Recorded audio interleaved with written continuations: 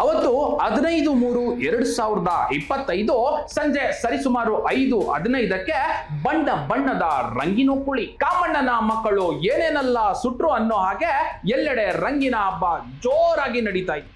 ಅದೇ ಜೋಶ್ನಲ್ಲಿ ಒಂದು ಕೂಲಿ ಕಾರ್ಮಿಕರ ತಂಡ ಎಲ್ಲ ಸೇರಿ ಪಾರ್ಟಿ ಮಾಡೋಣ ಅಂತ ಒಂದು ನಿರ್ಮಾಣ ಹಂತದಲ್ಲಿದ್ದ ಅಪಾರ್ಟ್ಮೆಂಟ್ ಅನ್ನ ಆಯ್ಕೆ ಮಾಡ್ಕೊಂತಾರೆ.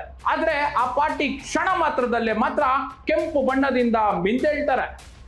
ಇದು ಇಡೀ ಸರ್ಜಾಪುರ ಜನತೆನೆ ಬೆಚ್ಚಿ ಬೀಳಿಸುತ್ತೆ. ಯಾಕಪ್ಪ ಅಂದ್ರೆ ಅಲ್ಲಿ ಒಂದಲ್ಲ ಎರಡಲ್ಲ ಮೂರು ಹೆಣಗಳು ಬಿದ್ದಿರೋದನ್ನ ನೋಡಿ ಸರ್ಜಾಪುರ ಜನ ಬೆಚ್ಚಿ ಬೀಳ್ತಾರೆ. ಅಷ್ಟಕ್ಕೂ ಆ ಸ್ನೇಹಿತರು ಪಾರ್ಟಿ ಮಾಡೋಕೆ ಹೋಗಿ ಹೆಣವಾಗಿ ಬಿದ್ದಿದ್ದಾದರೂ ಯಾಕೆ, ಕೊಲೆಯ ಹಿಂದಿನ ಕಾರಣವಾದರೂ ಏನು, ಎಲ್ಲಿದೆ ಕಂಪ್ಲೀಟ್ ಡೀಟೇಲ್ಸ್ ಇವತ್ತಿನ ಎಪಿಸೋಡ್ನಲ್ಲಿ.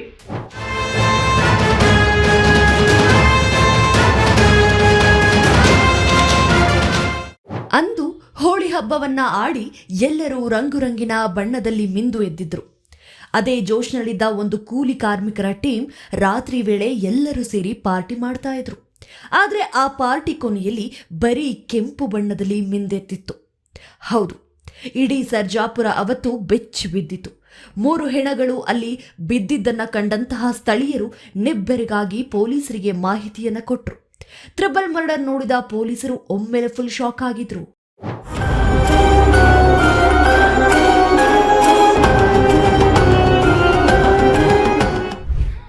ಹೌದು ವೀಕ್ಷಕರೇ, ಬೆಂಗಳೂರು ಹೊರವಲಯ ಆನೇಕಲ್ ತಾಲೂಕಿನ ಸರ್ಜಾಪುರ ಬಾಗಲೂರು ರಸ್ತೆಯ 4 ವಾಲ್ಸ್ ಅವೆನ್ಯೂ ಹೆಸರಿನ ನಿರ್ಮಾಣ ಹಂತದ ಅಪಾರ್ಟ್ಮೆಂಟ್ನಲ್ಲಿ 3 ಬರ್ಬರ ಹತ್ಯೆಯಾಗಿತ್ತು. ಬಿಹಾರ ಮೂಲದ ಅನ್ಶು 20 ವರ್ಷ, ರಾಧೇಶ್ಯಾಮ್ 20 ವರ್ಷ, ದೀಪು 18 ವರ್ಷ ಮೃತಪಟ್ಟಿದ್ರು. ಕೊಲೆ ಮಾಡಿ ಪರಾರಿಯಾಗಿದ್ದ ಆರೋಪಿಗಳಾದ ಸೋನು ಮತ್ತು ಸುಧೀರ್ ಇಬ್ಬರನ್ನ ಸರ್ಜಾಪುರ ಪೊಲೀಸರು ಅರೆಸ್ಟ್ ಮಾಡಿದ್ದಾರೆ. ಹೋಳಿ ಹಬ್ಬದ ಅಂಗವಾಗಿ ಬಿಹಾರ ಮೂಲದ ಕಟ್ಟಡ ಕಾರ್ಮಿಕರಿಗೆ ರಜೆ ಸಿಕ್ಕ ಖುಷಿಯಲ್ಲಿ ದೊಡ್ಡ ಕನ್ವೆನ್ಷನಲ್ ಬಳಿ ಅಪಾರ್ಟ್ಮೆಂಟ್ನಲ್ಲಿ ಕಟ್ಟಡ ಕಾರ್ಮಿಕರಾಗಿ ದುಡಿಯುತ್ತಿದ್ದಂತಹ ತಮ್ಮದೇ ಊರಿನವರಾದ ಆರೋಪಿ ಸೋನು ಮತ್ತು ಸುಧೀರ್ ಅವರನ್ನ ಎಣ್ಣೆ ಪಾರ್ಟಿಗೆ ಕರೆದಿದ್ರು. ಎಣ್ಣೆ ಪಾರ್ಟಿ ಎಂಜಾಯ್ ಮಾಡಲು 6-7 ಜನರು ಸರ್ಜಾಪುರದ ನಿರ್ಮಾಣ ಹಂತದ ಕಟ್ಟಡದಲ್ಲಿ ಸೇರಿದ್ರು. ಎಣ್ಣೆ ಪಾರ್ಟಿ ಮಾಡುವಾಗ ನಡೆದ ಗಲಾಟೆ 3 ಕೊಲೆಯಲ್ಲಿ ಅಂತ್ಯವಾಗಿತ್ತು. ಹೋಳಿ ಹಬ್ಬದ ದಿನ ರಕ್ತದೋಕುಳಿಯೇ ಹರಿಸಿ ಪರಾರಿಯಾಗಿದ್ದ ಆರೋಪಿಗಳಾದ ಸೋನು ಮತ್ತು ಸುಧೀರ್ ಅವರನ್ನ ಬಂಧಿಸುವಲ್ಲಿ ಸರ್ಜಾಪುರ ಪೊಲೀಸರು ಯಶಸ್ವಿಯಾಗಿದ್ದಾರೆ. ಸರ್ಜಾಪುರ ಪೊಲೀಸ್ ಠಾಣೆ ಹತ್ತಿರಲ್ಲಿರುವಂತಹ ಒಂದು ಹೊಸದಾಗಿ ನಿರ್ಮಾಣವಾಗುತ್ತಿರುವಂತಹ ಒಂದು ಅಪಾರ್ಟ್ಮೆಂಟ್ ಕಾಂಪ್ಲೆಕ್ಸ್. ಆ ಅಪಾರ್ಟ್ಮೆಂಟ್ ಕಾಂಪ್ಲೆಕ್ಸ್ ಅಲ್ಲಿ 4 ವಾಲ್ ಅವೆನ್ಯೂಸ್ ಅಪಾರ್ಟ್ಮೆಂಟ್ ಅಂತ ಹೇಳ್ತಾರೆ. 4 ವಾಲ್ ಅವೆನ್ಯೂಸ್ ಅಪಾರ್ಟ್ಮೆಂಟ್ ಕಾಂಪ್ಲೆಕ್ಸ್ ಅದು ಒಂದು 16+ ಸ್ಟೋರಿ ಬಿಲ್ಡಿಂಗ್ ಇದೆ. ಕನ್ಸ್ಟ್ರಕ್ಷನ್ ನಡೀತಾ ಇದೆ. ಅಲ್ಲಿ ಕೆಲಸ ಮಾಡುತ್ತಿರುವಂಥ ಒಂದು 3 ಜನ ಏನು ಇದ್ದಾರೆ ಇದರೊಳಗೆ ಈ ಕೇಸಲ್ಲಿ ಆಗಿರುವಂಥ ಒಂದು ಆರೋಪಿಗಳು. ಈ ಬಹಳ ಯಾವಾಗಿಂದ ಶುರು ಆಗಿದೆ ಅವಾಗಿಂದ ಬಿಹಾರ ಮೂಲದವರೆಲ್ಲ ಅಲ್ಲಿ ಕೆಲಸ ಮಾಡ್ತಾ ಇರ್ತಾರೆ. ಸೊ ಹೋಳಿ ಹಬ್ಬದ ಪ್ರಯುಕ್ತ ಅವರಿಗೆ ಒಂದು 3 ದಿವಸ ರಜೆ ಕೊಟ್ಟಿರ್ತಾರೆ. ಅಲ್ಲಿ ಕೆಲಸ ಇಲ್ಲ ಅಂದ್ಕೊಂಡು ಈ ಕೇಸಲ್ಲಿರುವಂಥ ಆರೋಪಿಗಳು ಅವರು ಸ್ನೇಹಿತರಾದ ಒಂದು 3 ಜನ ಇದೆ. ಅವರು ಇನ್ನೊಂದು ಸರ್ಜಾಪುರ ಪೊಲೀಸ್ ಸ್ಟೇಷನ್ ಇನ್ನೊಂದು ಬಿಲ್ಡಿಂಗ್ ನಿರ್ಮಾಣವಾಗ್ತಾ ಇದೆ, ಅಲ್ಲಿ ಕೆಲಸ ಮಾಡ್ತಾ ಅವರು ಕೂಡ ಕರೆಸ್ತಾರೆ. ಅಲ್ಲಿ ಕರೆಸಿ ಅವ್ರದ್ದು ಹೆಸರು ಅಂಶುರಾಮು, ರಾಧೇಶ್ಯಾಮ್ ಕುಮಾರ್ ಮತ್ತು ದೀಪಕ್ ಕುಮಾರ್ ಅಂತ ಈ 3 ಅಲ್ಲಿ ಬೇರೆ ಕಡೆ ಕೆಲಸ ಮಾಡ್ತಾ ಇದ್ದಾರೆ.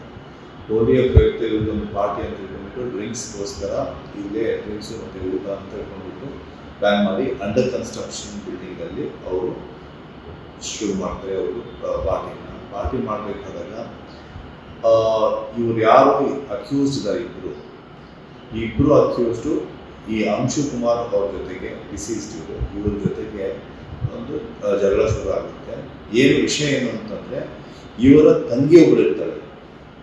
ಯಾರು ಈ ಸುಧೀರ್ ಕುಮಾರ್ ಇವರೇನೋ ತಂಗಿ ಇದ್ದಾರೆ ಚುಲ್ಬುಲ್ ಅಂತ, ಅವರ ಜೊತೆಗೆ ಈ ಒಂದು ಮಾತುಕತೆ ಕಂಟಿನ್ಯೂಸ್ ಆಗಿ ಮಾತುಕತೆ ಇದೆ ಅಂತ ಒಂದು ಅವ್ರಿಗೆ ಇರುತ್ತೆ.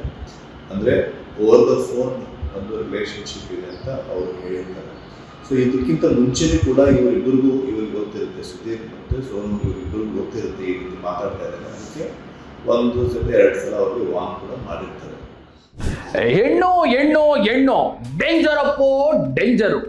ಒಂದೇ ಊರಿನವರಾದ ಇವರೆಲ್ಲರೂ ಒಟ್ಟಿಗೆ ಪಾರ್ಟಿ ಮಾಡೋದು ಬರೀ ನೆಪ ಮಾತ್ರ ಕಣ್ರಿ. ಆದ್ರೆ ಕೊಲೆಗೆ ಹಾಕಿದ್ದ ಸ್ಕೆಚ್ ಮಾತ್ರ ನಿಜಕ್ಕೂ ಭಯಾನಕವಾಗಿದೆ. ಹೆಣ್ಣಿನ ವಿಚಾರ ಕೊನೆಯಲ್ಲಿ ಮೂವರ ಪ್ರಾಣದಲ್ಲಿ ಅಂತ್ಯ. ಸಿಕ್ಕ ರಾಡಿನಲ್ಲಿ ಬೀಸಿ ರಕ್ತದೋಕುಳಿ ಹರಿಸಿದ ಪಾತಕಿಗಳು. ನಮ್ಮ ಕರ್ನಾಟಕ ಪೊಲೀಸರ ಬಗ್ಗೆ ಕೇಳ್ಬೇಕೇನ್ರಿ?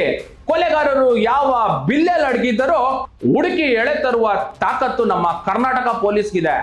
ಅಷ್ಟಕ್ಕೂ ಈ ಹಂತಕರು ಸಿಕ್ಕಿದ್ದಾದರೂ ಹೇಗೆ? ಈ ಸ್ಟೋರಿ ನೋಡ್ಕೊಂಡ್ ಬನ್ನಿ. ಇನ್ನು ಎಣ್ಣೆ ಪಾರ್ಟಿಯಲ್ಲಿ ನಶೆ ನೆತ್ತಿಗೇರ್ತಿದ್ದ ಹಾಗೆ ಕೊಲೆಯಾದ ಅನ್ಶು ಸ್ನೇಹಿತ ಸುಧೀರ್ ತಂಗಿಗೆ ಫೋನ್ ಮಾಡಿ ಲೌಡ್ ಸ್ಪೀಕರ್ನ ಇಟ್ಟು ಅಸಭ್ಯವಾಗಿ ಮಾತನಾಡುವುದಕ್ಕೆ ಶುರು ಮಾಡಿದ್ದ. ಈ ಹಿಂದೆಯೂ ಸಹ ನನ್ನ ತಂಗಿಯ ಜೊತೆ ಈ ರೀತಿಯೆಲ್ಲ ಮಾತನಾಡಬೇಡ ಅಂತ ಸುಧೀರ್ ಸ್ನೇಹಿತ ಅನ್ಶುಗೆ ಹೇಳಿದ್ದ. ಆದರೂ ಸುಮ್ಮನಾಗದ ಅನ್ಶು ಎಣ್ಣೆ ಪಾರ್ಟಿಯಲ್ಲಿ ಪದೇ ಪದೇ ಫೋನ್ ಮಾಡ್ತಾ ಇದ್ದ. ಇದು ಸುಧೀರ್ ಕಣ್ಣು ಕೆಂಪಗಾಗಿಸಿತ್ತು. ಇದೇ ವಿಚಾರಕ್ಕೆ ಮಾತಿನ ಚಕಮಕಿ ನಡೆದು ವಿಕೋಪಕ್ಕೆ ತಿರುಗಿದೆ. ಈ ವೇಳೆ ಪಾರ್ಟಿ ಮಾಡಲು ಬಂದಿದ್ದಂತಹ 4 ಮೇಲೆ ಸೋನು, ಸುಧೀರ್ ಸೇರಿ ಕೈಗೆ ಸಿಕ್ಕ ದೊಣ್ಣೆ ಮತ್ತು ಕಬ್ಬಿಣದ ರಾಡ್ನಿಂದ ಅಟ್ಟಾಡಿಸಿ ಹಲ್ಲೆ ನಡೆಸಿದ್ದಾರೆ. ನಶೆ ಏಟಿನ ದಾಳಿಗೆ ಇಬ್ಬರು ನಿರ್ಮಾಣ ಹಂತದ ಅಪಾರ್ಟ್ಮೆಂಟ್ನ 3ನೇ ಮಹಡಿಯಲ್ಲಿ, ಮತ್ತೊಬ್ಬ ಅಪಾರ್ಟ್ಮೆಂಟ್ ಪಕ್ಕದ ಖಾಲಿ ಜಾಗದಲ್ಲಿ ರಕ್ತದ ಮಡುವಿನಲ್ಲಿ ವಿಲವಿಲ ಒದ್ದಾಡಿ ಪ್ರಾಣವನ್ನ ಬಿಟ್ಟಿದ್ದಾರೆ. ಘಟನೆಯಲ್ಲಿ ಅನ್ಶು, ದೀಪು, ರಾಧೇಶ್ಯಾಮ್ ಸಾವಿಗೀಡಾದರೆ ಆರೋಪಿಗಳು ಕೃತ್ಯವನ್ನ ನಡೆಸಿ ಹೊರ ರಾಜ್ಯಕ್ಕೆ ಕಾಲ್ಕಿತ್ತಿದ್ರು. ಏನಾದರೂ ಸ್ವಲ್ಪ ಪಾರ್ಟಿ ಮಾಡ್ತೀವಿ. ಆ ಪಾರ್ಟಿ ಮಾಡಿದ ನಂತರ ಆ ಟೈಮಲ್ಲಿ ಈ ವಿಷಯ ಮತ್ತೆ ಅಲ್ಲಿ ಪ್ರಸ್ತಾವನೆ ಆಗುತ್ತೆ. ಮತ್ತೆ ನೀವು ಮಾತಾಡ್ತಾ ಇದ್ದೀರಾ ಅಂತ ಗೊತ್ತಿದೆ. ಆ ಕಾರಣದಿಂದ ಇಬ್ಬರ ಮಧ್ಯದಲ್ಲಿ ಜಗಳ ಆಗುತ್ತೆ. ಆ ಜಗಳ ಮಧ್ಯದಲ್ಲಿ ಇವರೇನು ಮಾಡ್ತಾರೆ, ಅಲ್ಲಿ ಇರುವಂಥ ಅಂಡರ್ ಕನ್ಸ್ಟ್ರಕ್ಷನ್ ಬಿಲ್ಡಿಂಗ್ ಇರೋದ್ರಿಂದ ಅಲ್ಲಿರುವಂತಹ ರಾಡ್ಸ್ ಅನ್ನು ಉಪಯೋಗಿಸ್ಕೊಂಡ್ಬಿಟ್ಟು ಅವ್ರ ಮೇಲೆ ಮರಣಾಂತಕ ಹಲ್ಲೆ ಮಾಡ್ತಾರೆ. ಆಮೇಲೆ ಅವರು 3 ಜನ ಇದರೊಳಗೆ ಯಾರಿದ್ದಾರೆ, 3 ಜನ, ಒಂದು ಅಂಶುರಾಮ್, ಇನ್ನೊಬ್ಬರು ರಾಧೇಶ್ಯಾಮ್ ಕುಮಾರ್ ಮತ್ತು ಇನ್ನೊಬ್ಬರು ದೀಪಕ್ ಕುಮಾರ್, 3 ಜನರು ಡೆತ್ ಆಗಿತ್ತು. ಆ ಪ್ರಕಾರ ಕೇಸಲ್ಲಿ ನಾವು ಸರ್ಜಾಪುರ ಪೊಲೀಸ್ ಸ್ಟೇಷನ್ ನಾವು ಅದನ್ನು ಕೇಸ್ ರಿಜಿಸ್ಟರ್ ಮಾಡಿದ್ವಿ. 103 BINS ಕೇಸ್ ರಿಜಿಸ್ಟರ್ ಮಾಡ್ತೀವಿ. ಮಾಡಿದ ನಂತರ ತನಿಖೆ ನಮ್ಮ ಇನ್ಸ್ಪೆಕ್ಟರ್ ಸರ್ಜಾಪುರ ಮತ್ತು ವಿವಿಧ ನಮ್ಮೆಲ್ಲ ಸಬ್ ಡಿವಿಷನ್ ಆಫೀಸಲ್ಲಿ ಒಂದು ಟಾಸ್ಕ್ ಕೊಟ್ಟಿದ್ವಿ. 4 ಟೀಮ್ ಮಾಡಿದ್ವಿ ಆ ದಿವಸ. ಆ ಟೀಮ್ ತುಂಬ ಕ್ವಿಕ್ಕಾಗಿ ವರ್ಕನ್ನು ಮಾಡಿ ಕೆಲವೊಂದಿಷ್ಟು ಏನು ನಮಗೆ ಇರುವಂಥ ಟೆಕ್ನಿಕಲ್ ಏಡ್ ಇರ್ಬೋದು ಇನ್ವೆಸ್ಟಿಗೇಷನಲ್ಲಿ ಮತ್ತು ಮಿಕ್ಕಿದ್ದೆಲ್ಲನೂ ನೋಡಿ ಇದರೊಳಗೆ ಇವರು ಯಾರು ಆರೋಪಿಗಳು ಎಲ್ಲೇನು ಮಾಡಿದ್ದಾರೆ ಅಂತ ಗೊತ್ತಾಗುತ್ತೆ. ಇವರಿಬ್ಬರು ಆರೋಪಿ ಅಂತ ಗೊತ್ತಾಗಿದ ನಂತರ ಅವರು ಈ ಒಂದು ವಿಶೇಷ ತಂಡ ನಾವು ಇದಕ್ಕೆ ಅವ್ರು ಇಲ್ಲಿಂದ ಬಂದಿದ್ದಾರೆ ಗೋಪಾಲ್ಗಂಜು ಆ ಕಡೆ ಎಲ್ಲ ಕಳಿಸ್ಬಿಟ್ಟು ಅವ್ರಿಗೆ ನೋಡಿ ಅದನ್ನು ಅಲ್ಲೇ ಫರ್ದರ್ ಎಲ್ಲೆಲ್ಲಿ ಅವ್ರ ಮೂಮೆಂಟೆಲ್ಲ ನೋಡ್ಬಿಟ್ಟು ನಾವು ಸೆಕ್ಯೂರ್ ಮಾಡಿದ್ವಿ.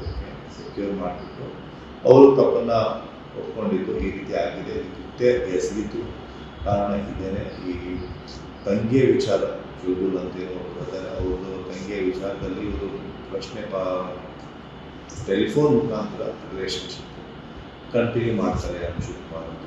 ಅದು ಒಂದು ರೀಸನ್. ಇನ್ನು ನಶೆ ನೆತ್ತಿಗೇರ್ತಿದ್ದ ಹಾಗೆ ಓರ್ವ ಎಣ್ಣೆ ಪಾರ್ಟಿ ಆಯೋಜಿಸಿದ್ದವನ ತಂಗಿಗೆ ಕರೆ ಮಾಡಿದ್ದೇ ಇದಕ್ಕೆ ಕಾರಣ ಎನ್ನಲಾಗಿದೆ. ಇದೇ ವಿಚಾರಕ್ಕೆ ಮಾತಿನ ಚಕಮಕಿ ನಡೆದು ವಿಕೋಪಕ್ಕೆ ತಿರುಗಿದ್ದು 2 ಗ್ಯಾಂಗರ್ ನಡುವೆ ಬಡಿದಾಟ ಶುರುವಾಗಿದೆ. ಇನ್ನು ಸ್ಥಳಕ್ಕೆ ಭೇಟಿ ನೀಡಿ ಪರಿಶೀಲನೆ ನಡೆಸಿದ್ದ ಸರ್ಜಾಪುರ ಪೊಲೀಸರು ಹಲವು ಸಾಕ್ಷ್ಯಗಳನ್ನ ಕಲೆ ಹಾಕಿದ್ರು. ಆರೋಪಿಗಳ ಬಂಧನಕ್ಕೆ 4 ವಿಶೇಷ ತಂಡಗಳನ್ನ ರಚನೆ ಮಾಡಿ ಆರೋಪಿಗಳ ಬೆನ್ನು ಬಿದ್ದಿದ್ದ ಸರ್ಜಾಪುರ ಪೊಲೀಸರು ಟ್ರೈನ್ ಮೂಲಕ ಹೊರ ರಾಜ್ಯಕ್ಕೆ ಎಸ್ಕೇಪ್ ಆಗ್ತಾ ಇದ್ದಂತಹ ಆರೋಪಿಗಳ ಹೆಡೆಮುರಿ ಕಟ್ಟಿ ಪರಪ್ಪನ ಅಗ್ರಹಾರ ಜೈಲಿಗಟ್ಟಿದ್ದಾರೆ. ಇನ್ನು ಮಾನ್ಯ ಬೆಂಗಳೂರು ಗ್ರಾಮಾಂತರ ಜಿಲ್ಲಾ ಪೊಲೀಸ್ ಅಧೀಕ್ಷಕರವರಾದ ಶ್ರೀ ಸಿ.ಕೆ. ಬಾಬಾ, ಐಪಿಎಸ್ ಮತ್ತು ಅಪರ ಪೊಲೀಸ್ ಅಧೀಕ್ಷಕರಾದ ಶ್ರೀ ನಾಗೇಶ್ ಕುಮಾರ್ ಮತ್ತು ಶ್ರೀ ಕೆ.ಎಸ್. ನಾಗರಾಜ್, ಆನೇಕಲ್ ಉಪವಿಭಾಗದ ಪೊಲೀಸ್ ಉಪಾಧೀಕ್ಷಕರಾದ ಶ್ರೀ ಬಿ.ಎಸ್. ಮೋಹನ್ ಕುಮಾರ್ ರವರ ನೇತೃತ್ವದಲ್ಲಿ ಸರ್ಜಾಪುರ ಪೊಲೀಸ್ ಠಾಣೆಯ police inspector Shri PG. Naveen Kumar, police sub inspector ಆಗಿರುವಂತಹ ಶ್ರೀ ದುಂಡಪ್ಪ ಬಾರ್ಕಿ, ಸಿಬ್ಬಂದಿಯವರಾದ ಮಹೇಶ್ ಕುಮಾರ್, ಉಮೇಶ್, ಸಿ. ಪ್ರಕಾಶ್, ನಾರಾಯಣ ಸ್ವಾಮಿ, ಇರ್ಫಾನ್ ಕಲಾರಿ, ಜಹಂಗೀರ್ ಬಾಬು, ಭರತ್ ಕುಮಾರ್ ಅವರನ್ನು ಒಳಗೊಂಡ ತಂಡ ಆರೋಪಿಗಳನ್ನ ದಸ್ತಗಿರಿ ಮಾಡಿ ಮಾಲುಗಳನ್ನ ವಶಪಡಿಸಿಕೊಳ್ಳುವಲ್ಲಿ ಯಶಸ್ವಿಯಾಗಿರುತ್ತಾರೆ. ಸದರಿ ಕಾರ್ಯಾಚರಣೆಯನ್ನ ಮಾನ್ಯ ಹಿರಿಯ ಪೊಲೀಸ್ ಅಧಿಕಾರಿಗಳು ಶ್ಲಾಘಿಸಿರುತ್ತಾರೆ. ನಶೆಯ ಕಿಕ್ ನೆತ್ತಿಗೆ ಏರಿದ ತಡ ಸ್ನೇಹಿತನ ತಂಗಿ ಅನ್ನದೇ ಕರೆ ಮಾಡಿ ಅಸಭ್ಯ ಮಾತುಗಳನ್ನು ಆಡಿದರೆ ಯಾವ ಅಣ್ಣ ತಮ್ಮ ತಾನೇ ಸುಮ್ಮನೆ ಇರ್ತಾನೆ ಕಣ್ರಿ. ಅಷ್ಟಿಲ್ಲದೆ ಹೇಳ್ತಾರ ನಮ್ಮ ಹಿರಿಯರು, ಹೆಣ್ಣು ಹೊನ್ನು ಮಣ್ಣು ಇವೆಲ್ಲವೂ ತಾನಾಗಿಯೇ ಬರಬೇಕೆ ಹೊರತು ನಾವ್ಯಾವತ್ತು ಅದರಿಂದ ಹೋಗ್ಬಾರ್ದು ಅಂತ.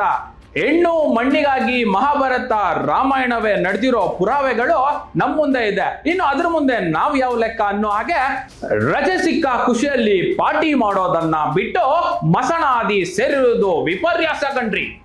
ಇದಿಷ್ಟು ಇವತ್ತಿನ ಎಪಿಸೋಡ್. ಇದೇ ರೀತಿಯಾದಂತಹ ಕುತೂಹಲಕಾರಿಯಾದಂತಹ ಸನ್ನಿವೇಶಗಳನ್ನ ಮುಂದಿನ ಎಪಿಸೋಡ್ ನಲ್ಲಿ ನಾನ್ ತರ್ತೀನಿ. ಅಲ್ಲಿವರೆಗೂ ನೀವು ಮಾಡಬೇಕಾಗಿರೋ ಕೆಲಸ ಏನಪ್ಪಾ ಅಂದ್ರೆ ಈ ಕೂಡಲೇ ನಮ್ಮ ಈಗಲೈ ನ್ಯೂಸ್ ಕನ್ನಡ ಪೇಜ್ ನ ಲೈಕ್, ಶೇರ್, ಸಬ್ಸ್ಕ್ರೈಬ್ ಮಾಡೋ ಮುಖಾಂತರ ಮುಂದಿನ ಎಪಿಸೋಡ್ ವರ್ಗೂ ಕಾಯ್ತಾ ಇರಿ. ಕ್ಯಾಮ್ರಾಮನ್ ಚಂದು ಜೊತೆ ಇಷ್ಟೊತ್ತವರೆಗೂ ಸುದ್ದಿ ಕೊಟ್ಟಿತ್ತು ನಾನ್ ಮನು. ಮುಂದಿನ ಎಪಿಸೋಡ್ ನಲ್ಲಿ ಸಿಗೋವರೆಗೂ ಸ್ಟೇ ಅಲರ್ಟ್. ಹೀಗೆ ಹೆಚ್ಚಿನ ಮಾಹಿತಿಗಾಗಿ ನೋಡ್ತಾ ಇರಿ ಈಗಲೈ ನ್ಯೂಸ್ ಕನ್ನಡ, ಅಪರಾಧಿಗಳ ಕರಾಳ ಮುಖ. ಲೈಕ್ ಮಾಡಿ, ಶೇರ್ ಮಾಡಿ, ಸಬ್ಸ್ಕ್ರೈಬ್ ಮಾಡಿ.